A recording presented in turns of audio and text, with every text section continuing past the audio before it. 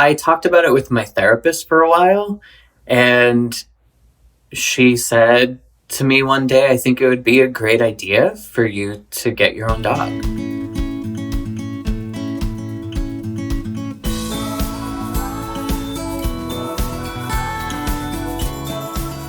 I don't know his full story just because the rescue doesn't even know, but I knew that he had been abused and abandoned. I love playing fetch with my dog. So I rescued him a year and a half ago, and he was abandoned on a farm in Arkansas. I can walk him without a leash.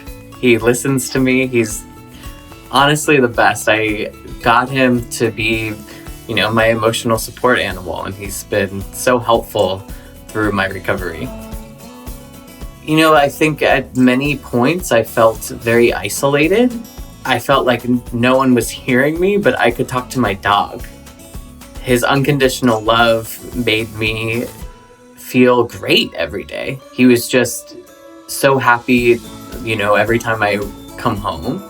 He greets me at the door, and even at night, I've had really bad nightmares, and it was just really nice to have another presence in my bed. So it's really been nice to have him there, and his companionship is really helpful. Honestly, I think with Dallas, my dog, being abused, it's really been almost helpful in a way because we sort of understand each other. He gets scared of everything, but I'm there to comfort him, and he's there to comfort me.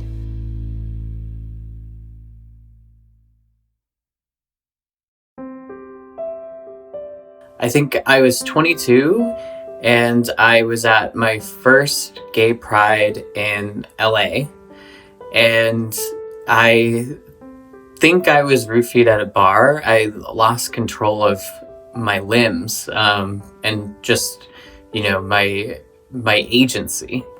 I was walking down the street, and a man intercepted and literally picked me up and dragged me away, and I was screaming no. I blacked out, and I woke up hours later, in the wee hours in the morning, and this man was raping me. I escaped and ran from his house and got in an Uber and went back to a friend's house that I was staying with. But that trauma really lived with me, and I think every time that I tried to talk about it, I didn't feel heard. And the first person that I went to was my friend that I was staying with in LA, and he told me that men couldn't be raped. So it was a really, really tough experience to even just accept myself, what had happened to me.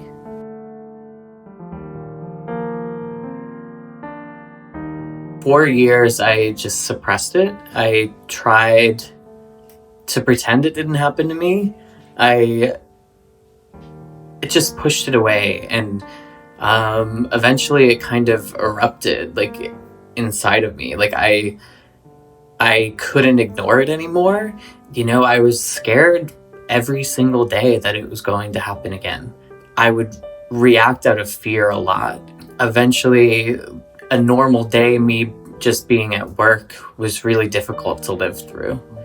I was really, really depressed. I just felt perpetually sad, and I couldn't place my finger on why. Then after going to get help, it took years for me to kind of uncover my trauma and work through it.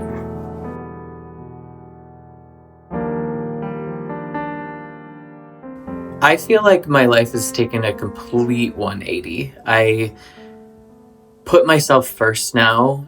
I listen to myself, and whenever I'm uncomfortable, I try to understand why. And I've been able to uncover why certain triggers make me react so much. Mostly, like, getting help has made me listen to the voice inside me and believe in myself. I've gotten so much better at setting boundaries and clearly communicating why certain things bother me.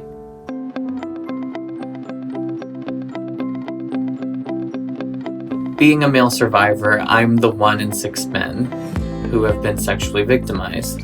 And before finding Men Healing, I felt very alone and isolated. I felt like no one understood me and I didn't feel heard. But the brilliance in Men Healing is bringing together the 1 in 6 men so that we can talk about our challenges and our struggles and really relate and help each other through it. My life has changed because of it. Really, it's made me feel so much less alone. Even though we're isolating still because of COVID, I don't feel so alone. I know that I can pick up my phone and text or call any of the guys and tell them literally anything that's on my mind.